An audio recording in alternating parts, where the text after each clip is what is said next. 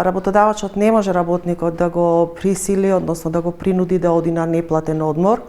Треба да се има во предвид дека Законот за работни односи дава можност работникот во текот на календарската година да може да користи 3 месеци неплатено отсуство. Тоа значи дека работниот однос му мирува, за тој период не прима надоместок на плата, ниту пак за тој период му се плаќаат придонесите од задолжително социјално осигурување.